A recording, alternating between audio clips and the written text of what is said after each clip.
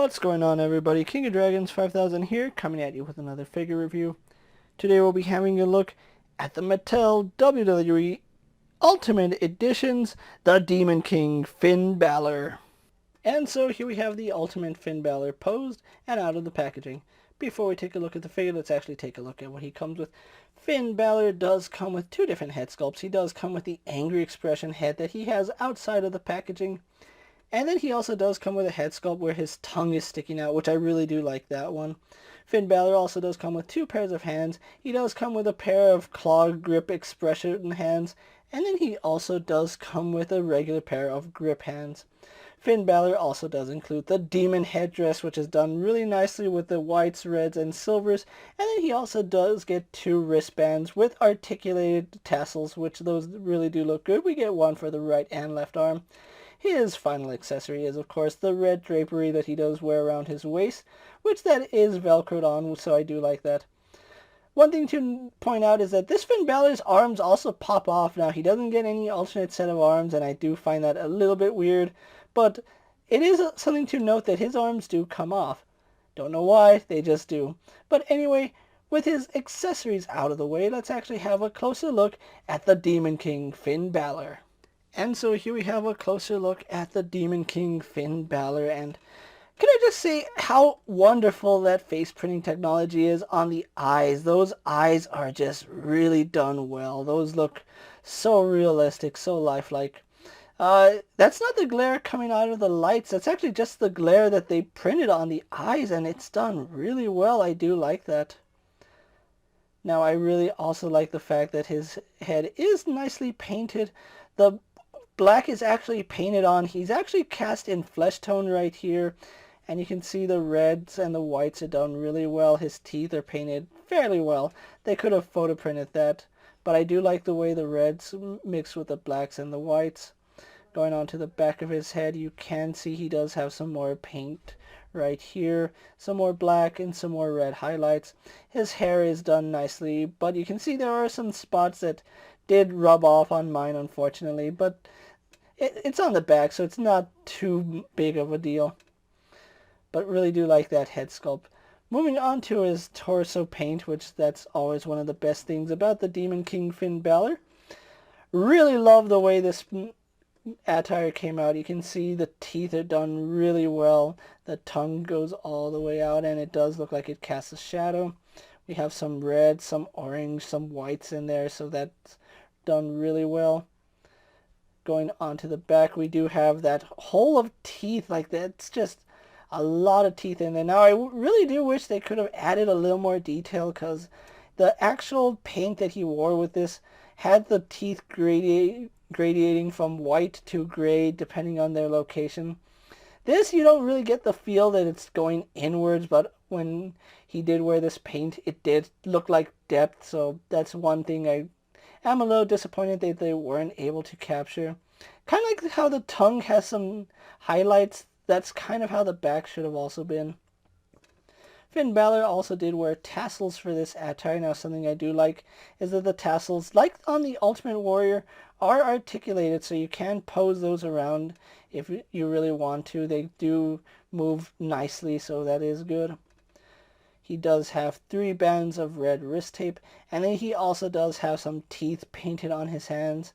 I'm perfectly okay with a little bit of imperfections here, because it looks like the paint is actually wearing off, like he's just been in the ring, or, you know, the way paint peels off your body. Really do like that, and it's done really well. His trunks aren't that impressive. They're just black, and they have this red flame decal going around them. It's okay, but it's not great by any means. It matches what it was. Knee pads are also a little bit iffy. I'm not a fan of the way these knee pads came out, because it looks like they're symmetrical.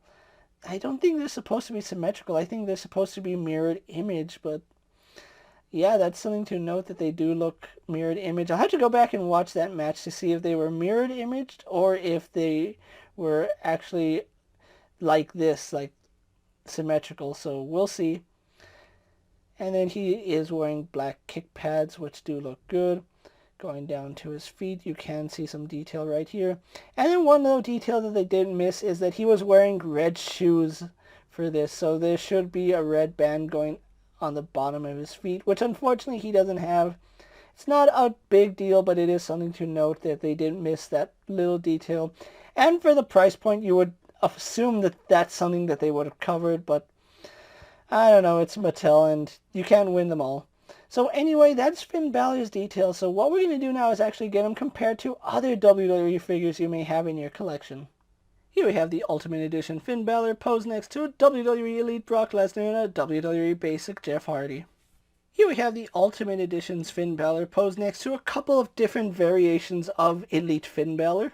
And finally, here we have the Ultimate Edition's Finn Balor posed next to the rest of the WWE Ultimate Edition line. So with the comparisons out of the way, let's actually move on to Finn Balor's articulation. He does have the standard Elite articulation in the head, which is a simple ball joint that does work really well. He does look up and down surprisingly well as has some really nice head tilt. He does turn left and right no problem, so I really do like that range of movement in the head. Arms do go out to the side pretty well, although if you do try to force them, they do have a tendency to pop off. Why does Finn Balor's arms pop off when he doesn't have any extra accessories? That boggles the mind, honestly. We do have rotation, outward movement. We have rotation at the bicep, a double bend in the elbow, giving us a little better than 90 degrees. Not perfect, but it'll do. We do have a wrist and swivel and hinge combination, which does work fine. Ultimate Edition's line does have a ball joint in the torso, so it does move side to side. And not too far forward. It moves back okay. I would have liked to see some more forward movement, because that is severely hindered, and I really would like to see them work on that joint. They're probably not, but it's a hope that I can do. Swivel at the waist. Legs do kick forward to about there. Kick back. Go all the way out to the side, no problem. He does swivel at the thigh. We do get double bend at the knee. A little bit hindered by his knee pad, but it's not too bad. Swivel at the boot. We do have really stiff ankle joints, which work really well, but they are stiff, so do be careful with that. Some slight rocker ankle, and then we also do have a toe joint, which is very generous going forward, and for some reason he can do that. I don't know why, he just can. So that's Finn Balor for you guys, and it's a really nice figure, but I do have some issues with it, which I'll explain in my final thoughts. So, since we're on a subject, let's actually get him posed for my final thoughts, and then we'll wrap up this review. And so here we have the Ultimate Edition's Finn Balor posed for my final thoughts, and overall, I have to say it's a really nice figure. There are things to like about it. The paint apps on this figure are phenomenal, and I love the way the demon makeup or face paint, whatever you want to call it, came out on Finn Balor. Love the paint on the hands. The back looks really good. Now, my one glaring issue is that he's not really that different from other Finn Balor demon figures we've gotten in the past. Yeah, some of them have had more paint. Some of them have actually had more accessories than this Finn Balor now. I know the alternate head and the extra hands are a nice touch, but we've had to look at other figures that have had more accessories than this guy, and yeah, we get articulated tassels, but we really don't get too many accessories with them. We only get 2 pairs of hands, 2 heads, and then the demon getup. It's not like we got, like, I don't know, I would just want to see more care taken to the Ultimate Editions line if we're going to be getting figures like this, especially since we've got more with Elite figures which cost $10 less than this. This Finn Balor is part of the Ultimate Edition line, so it does cost $30 for this figure. I'm pretty sure you can get them loose for a cheaper price, but at retail, it's $30, and that's quite a bit for a figure that has less than some Elite figures, so do keep that in mind when picking up this figure. I still recommend it if you're a WWE fan. However, I do recommend you find it on a lower budget, because $30, that's a tough pill to swallow, especially for something that could have been given to us in the standard Elite line. With that being said, guys, I'm KingofDragons 5000. Don't forget to like this video, leave a comment, subscribe to my channel. Go check out all my other action figure reviews as well as all my other WWE videos. Hopefully you find them informative. As always, if there's a figure you would like to see me review, let me know down in the comments, and if it fits in my collection, I'll definitely have a look at it. While you're at it, check out my Instagram account for new and exciting action figure photos, and as always, ring that bell to be notified every time I upload a video. Until next time, guys, I will see you later. Take care, everyone.